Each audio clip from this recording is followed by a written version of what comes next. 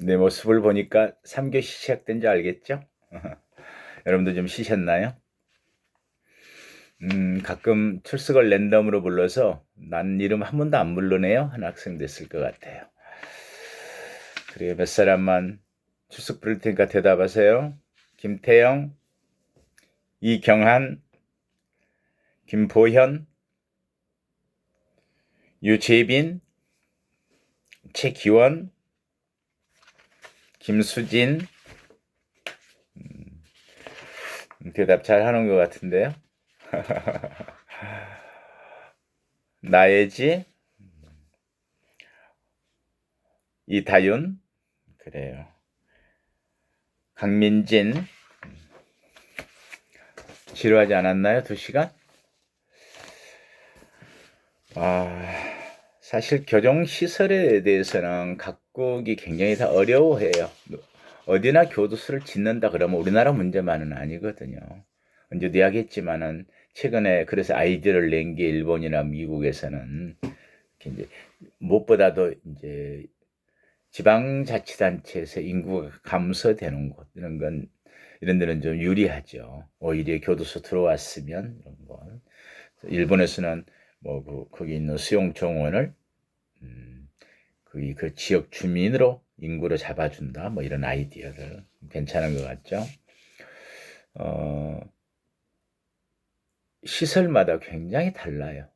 특히 미국 같은 경우는 개방교도소와 엄중교도소, S6 정도의 교도소를 가면은 개방교도소는 개방적인 부분이니까 우리가 안 봐도 담이었겠구나, 개호시설이, 경비시설이 없거나 굉장히 약하겠구나 그런데 엄중교도소를 직접 가봤어요. 텍사스에서도.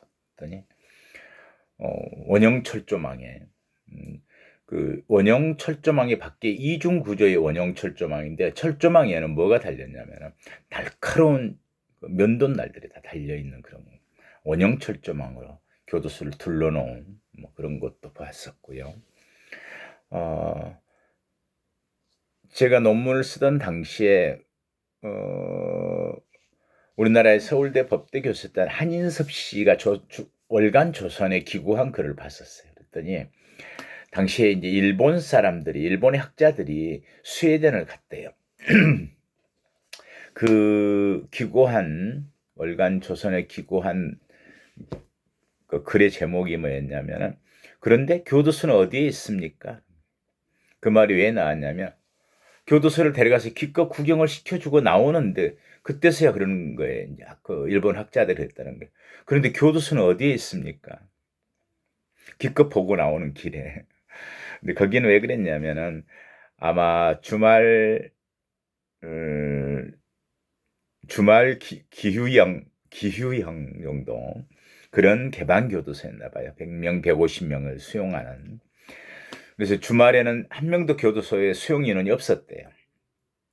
근데 그럴 때는 통상 비어있는 교도소를 지역 주민에게 공개하거나 빌려주어서 안에서 쾌적한 곳에서 쉴 수도 있고 운동도 하는 그렇게 활용을 하고 있었던가 봐요. 그러니까 교도소를 보고 나오다가 그런데 교도소는 어디 있습니까? 라는 말을 하죠. 또 재미있는 이야기는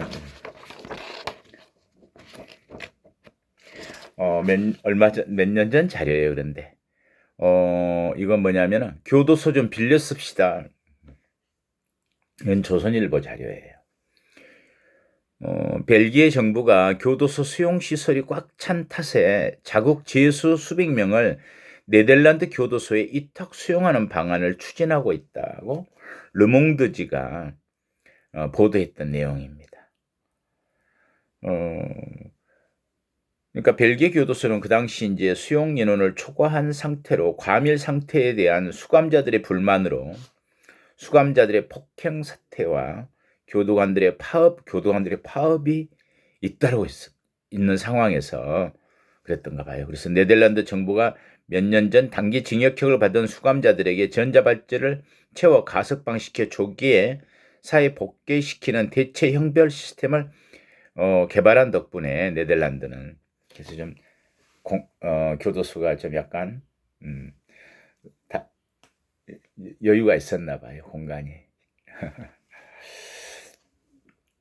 근데 그런데 교도소는 어디에 있나요? 이런 것을 착안해서 제가 개방교도소장 시절에 한번 그렇게 한 적은 있어요. 물론 어 모든 것이 제 아이디어에서 된 건 아니었지만 어떤 우연한 기회에 여러분들 알고 있나요? 저는 그때 굉장히 그쪽이 무지해 가지고 잘 몰랐는데 함신익이라고 하는 대단한 전 세계적인 어떤 지휘자가 정명훈급의 어떤 음악가 지휘자가 있었는데 계신데 그 뒤에 알았어요. 그때 그 기회로. 그렇게 유명한 분인지. 근데 어 위잉이라고 하는 차가 있어요. 차를 큰 탑차인데 양쪽 칸을 열면 날개처럼 펼쳐져요. 그래서 위잉이라고 하는가 봐요. 근데 오케스트라 단원들이 와서 그 차가 와 가지고 음악회를 한번 해줄 수 있다. 그래서 다른 공간은 안 되는데 우리는 담도 없고 그래서 굉장히 큰 규모의 차가 그 정도 차가 들어오기는 담을 통과하기도 어려울 것 같은 만큼 큰 차예요. 그리고 그 차로 또 주차시킬 공간들 많은 사람을 한데 모여서 음악 감상을 오케스트라 감상을 할 수 있는 공간이 없어서 찾던 중에 저에게 연락이 됐었어요. 그래서 제가 그럴 기회가 있었으면 좋겠다. 그래서 절반은 수용자들을 전체를 안 치고 절반쯤은 그 지역 주민들하고 함께 어느 가을날 음악회를 한번 한 적이 있었습니다. 대단히 호응들은 좋았어요. 굉장히 진행을 잘 하더라고요. 자, 우리나라의 교정시설 아까 이야기했죠? 어떻게 되어 있다고요? 병렬식, 전주형, 전봇대처럼 되어 있는 것들이 병렬로 되어 있다. 무엇에 유리하다고요? 대규모 시설을 대규모로 수용하기가 좋다. 그리고 전주형이기 때문에 건물과 건물 사이에 공간들이 있어서 채광, 통풍 등 건강에 유리하다. 이 이야기는 고층 교도소에 있는 경우를 생각해 보면은 차이가 있어요. 굉장히 고층 빌딩에 있는 교정 시설에 있으면 수용자들이 어쩌면은 더 외진 곳에 있는 교도소 그런 것보다 더 쾌적할까? 보다 더 수용되는 데 대한 어떤 스트레스가 작을까? 그런데 그렇지가 않아요. 직접 겪은 이야기인데요. 이제 수원구치소에서 형이 확정되면은 안양교도소로 오는 경우들도 많아요. 그런데 수원구치소에 있던 수용자들이 이제 형이 확정된 수용자가 안양교도소 오더니 살 것 같다 그래요. 공기가 다르다는 것과 갇혀 있다가 밖에 운동하러 나오면은 흙을 밟을 수 있다는 것이 굉장히 어떤 차이가 있나 봐요. 제가 인천구치소에도 근무를 했었거든요. 8층 빌딩인데 직원들이 더 많이 힘들어해요.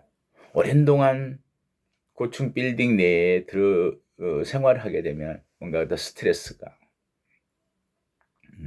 그렇지 않아도 사람에게 받는 스트레스도 있잖아요. 근데 빌딩 안에 갇혀 있는 그래서 꼭 고층 빌딩이 좋은 건 아니구나라는 걸 느껴져요. 그런데 어쩔 수가 없잖아요.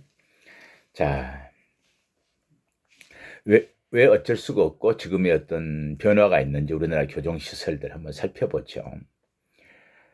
이제는 대부분의 대한민국 교도소들이 전부 병렬식 전주형 교도소인데 전주형 교도소라고 하면 돼요. 뭐 어차피 직렬로는 못하니까 병렬식이란 말을 쓰죠. 그런데 어떤 한계가 있는 거예요. 기능상 한계가 있는 게 검찰과 법원하고 늘 곁에 있어야 되잖아요. 대도시 같은 경우는. 당연히 구치소는 같이 가까운 데 있으면 좋고요. 교도소에서도 미결수들을 수용하기 때문에 검찰 법원과 같이 있어야 되는데 거리가 멀단 말이에요. 그리고 도심 안에는 그만한 공간을 가지고 땅을 가지고 이제는 교정시설을 신축하기도 어렵고 있는 곳 개축도 반대하는 경우가 있는데 그래서 기능성상 어떤 한계를 갖는 거죠. 도시가 또 팽창되면 도시 내에 들어와서 교정시설을 만들기도 어렵고, 또한 제일 중요한 건 뭐겠어요? 사실은 법원 검찰청에 대한 우리는 호송이다 그러는데, 왕래의 편의성, 접근성 이런 부분이 중요하잖아요. 뭐 재판 받으러 가고 검찰에 조사 받으러 가도 하루 종일 왔다 갔다 할 수는 없잖아요. 그래서 이제 도심지에다가 건축을 하게 되면 어떻게 해야 되겠어요? 고층 빌딩으로 지을 수밖에 없다. 그래서 최근에 지은 게 아니라 최근에 이전한 데가 있어요. 예를 들어볼까요? 여러분들이 알고 있는 동부구치소라 그래야죠. 동부구치소 그러면은 뭐 이제 전직 대통령 MB가 있고 뭐 이런 식에서. 동부구치소는 전 이름이 성동구치소였어요. 조금 거리가 떨어져 있어요. 지금은 동부구치소가 있는 데는 문정역이에요. 거기는 뭐가 있냐면 원래 교도소가 옮기려고 예전에 개발되기 전에 마련한 부지였어요. 그런데 이제는 법무부에서도 어떤 시기냐면 법조 타운화하자. 교도소나 구치소를 신축하기도 어렵고 하니까 법조 타운화하면 지역 주민들의 반발이 거의 없어요. 그게 구치소 시설인지도 몰라요. 법원 검찰에 들어오기 때문에. 그리고 건물이 거의 약간 떨어져 있지만 흡사해요. 고층 빌딩으로. 제가 인천에 있는 것도 고층 빌딩이고, 동부구치소는 성동구치소는 제가 근무하고 떠나면서 지금 있는 동부구치소의 건물 그 시설을 마지막으로 점검했어요. 어떻게 지어야 한다. 왜냐하면 일반 건축과 교정 시설은 다른 점이 많잖아요. 몇 가지 것들을 바로 문제가 돼요. 보안상의 어떤 문제들, 그리고 일반 건축물이 없는 설비들이 있거든요. 교정시설이라 하는 거실 안에 밥을 넣으려면 어디다 넣어야 되겠어요? 밑으로 이렇게 넣어줘야 되거든요. 그러한 조그마한 문을 만들어야 되는 것들.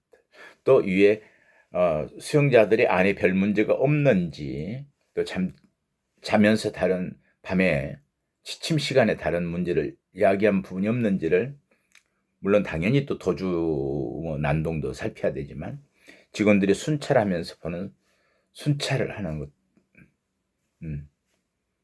그런 어떤 설비 안에를 볼 수 있도록 이런 부분들 때문에 마지막 검토를 해야 돼요.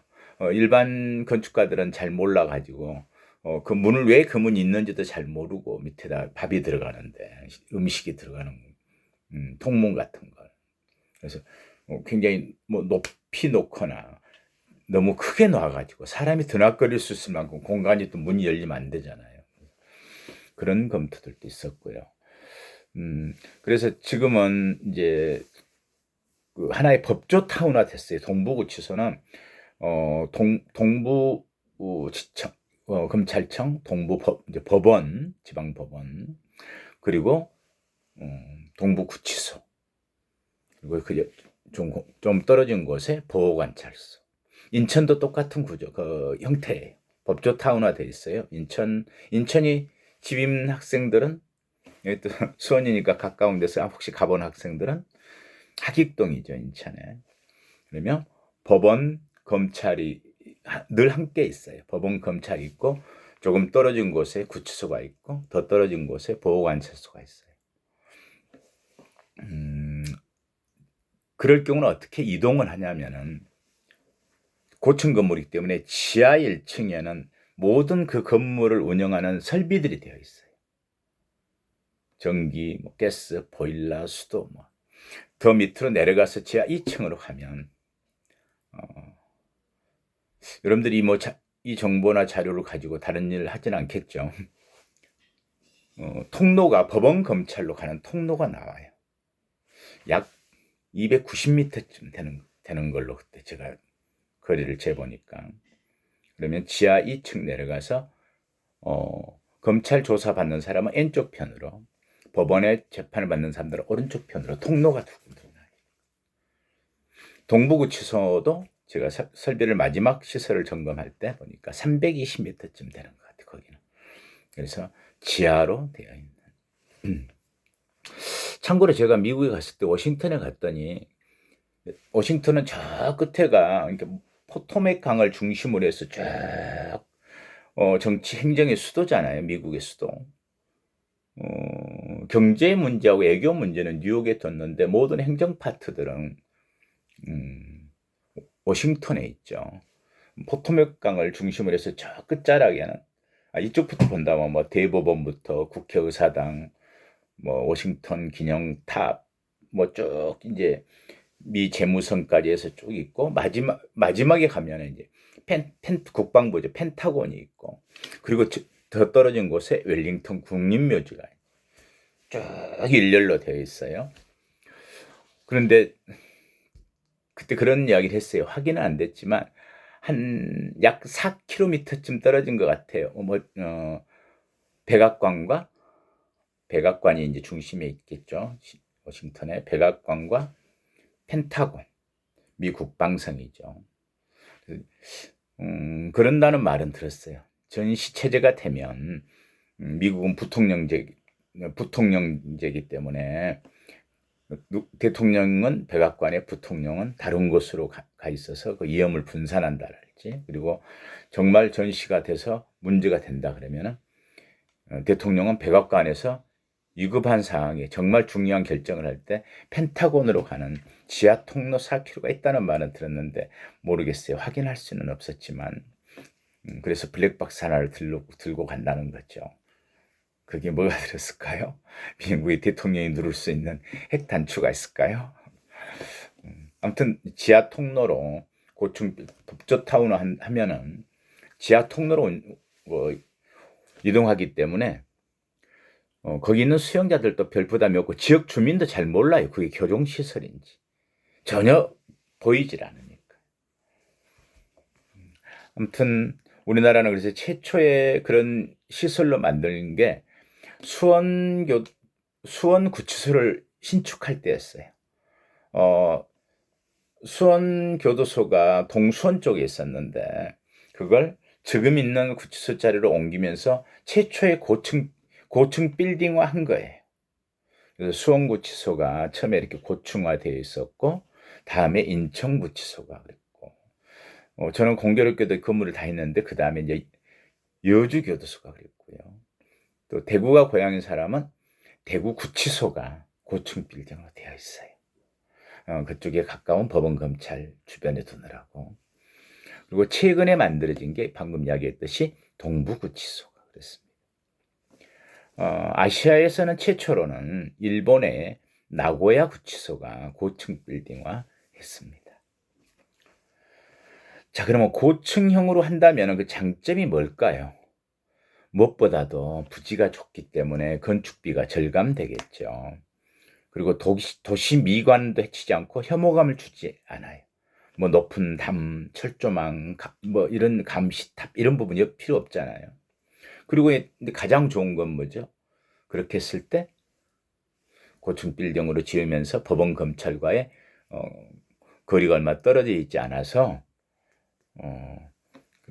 그 관계기관과의 업무 협조가 굉장히 용이하다. 업무 협조가 용이하고 주변의 의료기관이나 교육기관, 산업시설 등의 이용이 편하겠죠. 여부 통군 다니거나 뭐 이런 거. 당연히 이제 외곽으로 가 있지 않기 때문에 방문객들의 이용도 편리하다. 방문객 그럼 여러 가지 종류죠. 무엇보다도 제일 중요한 건 면회 접견자 오는 사람들이 제일 많고요. 교정시설에는. 그리고 이제 수시로 관련된 일들 때문에 방문객이 많죠. 그리고 이제 교도관의 입장에서도 좋아하긴 해요. 왜냐하면은 외곽으로 가면 아무래도 자녀들 교육 문제랄지 출퇴근 등에 대한 스트레스 같은 게 있는데 그런 부분이 없잖아요. 근데 이게 문제가 이제 단점이 사실은 아무리 쾌적하게 지인다고 해도 협소한 공간 때문에 건강상 문제를 좀 이야기할 수는 있어요. 그래서 구치소의 경우는 그래도 괜찮을 수는 있어요. 재판을 받는 기간만 있기 때문에. 그럼에도 불구하고 그 인천구치소고 지금 동부구치소고 고층 빌딩들에도 운동을 어떻게 해야 될까요, 수용자들? 법규상에도 운동을 하루에 얼마씩 30분 이상씩 하도록 한다 뭐 돼 있지만 어디서 운동을 해야 될까요? 그래서 고층 빌딩의 경우에는 수용자들이 생활하는 그 층의 공간의 한쪽을 비워가지고 실내에서 정도의 운동을 할 수 있도록 해주고 있어요. 당연히 흙을 밟을 수 없고 통풍 채광도 약하겠죠. 공간도 협소하고. 그리고 이제 이런 부분은 있겠죠. 그 화재나 다른 사고들. 제일 처음에 그걸 저도 시설 검토를 할 때, 그러면 엘리베이터가 만약에 고장이 난다. 긴급 사태가 발생한다. 화재가 발생한다. 그랬을 때 어떻게 하지? 뭐 이런 것들 때문에 계속해서 화재 훈련을, 화재가 났을 때 대비 훈련을 해요. 그래서 이제 인천에 있을 때도 소방 당국하고 협조해서 고압으로 8층까지 뭐 물이 쏠 수 있는 그런 소방차, 필요시에 헬기들, 그리고 인명구조대, 고층 빌딩에서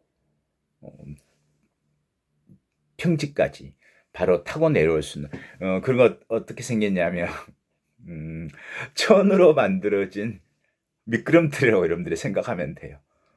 근데 굉장히 위험하지 않겠어요?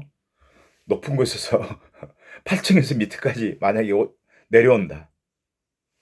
그래서 그건 그 속도 감압 장치가 되어 있는 공기 튜브가 그 속도를 조절하는 그런 미끄럼틀 수준이라고 생각하면 돼요. 그림이 그려지나요? 그래요. 그래서 이제 우리나라 그러면 교정시설의 문제점은 뭘까? 여러분들이 만약에 기말고사 시험을 내거나 리포트를 여러분들에게 준다면 어떻게 쓰고 싶으세요? 저도 문제를 그렇게 줄 거예요.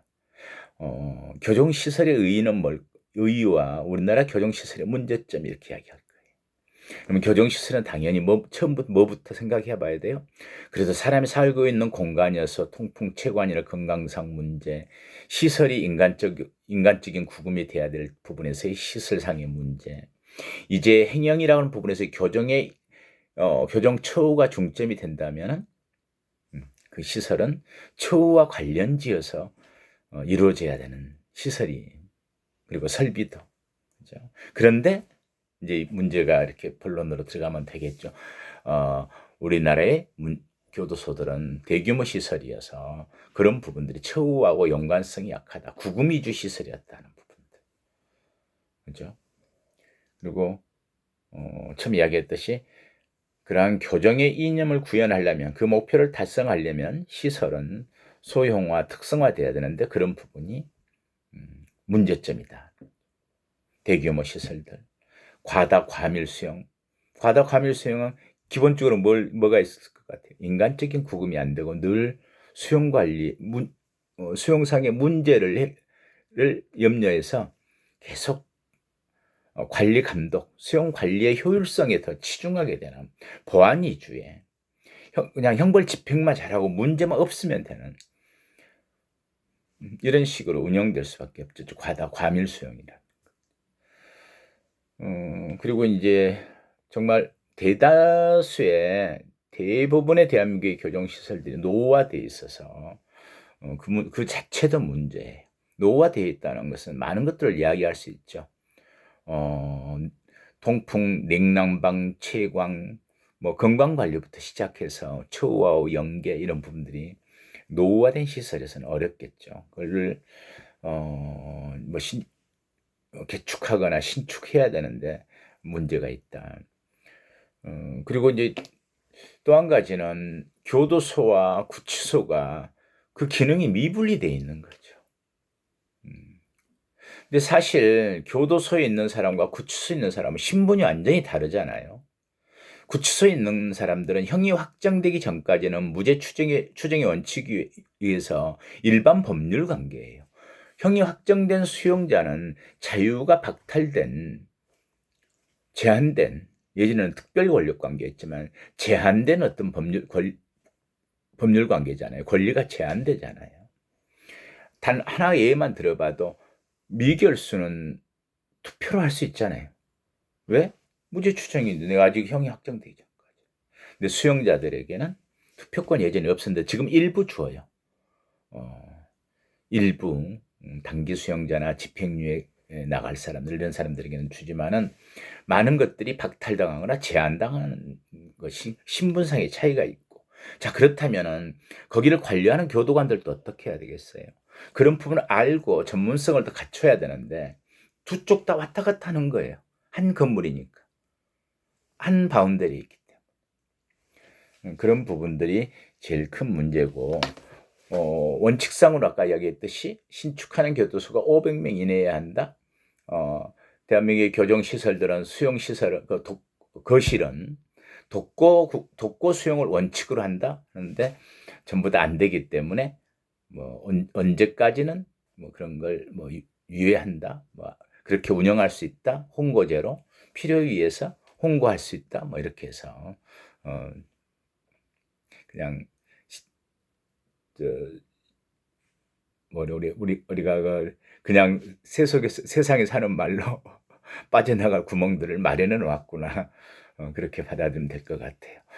아마도 많은 것들이 국민들의 법감정, 우리의 경제 수준, 어떤 허용하는 범위의 부분, 법에 있어서 어떤 관용의 성격들 이런 것들이 문화가 된다면은 교정시설들을 더 신축하고 정말 자유는 박탈하되 그 사람들이 사회로 돌아올 수 있도록 준비할 수 있는 그런 시설이었으면 좋겠습니다. 아마 그렇게 되지 않을까요? 오늘 수고했습니다. 다음 주에는 외국의 교정시설들도 좀 제가 소개할 수 있다면 이렇게 소개를 하고, 교정시설의 감독과 어떤 공개 부분들, 지역사회와의 관련성들 이런 이야기를 다음 주까지 하고, 아마 빠르면 다음 주에 뭐 이제 아까 이야기했듯이 원상회복적 사법 이런 설명을 시작하도록 그렇게 하겠습니다. 수고했어요.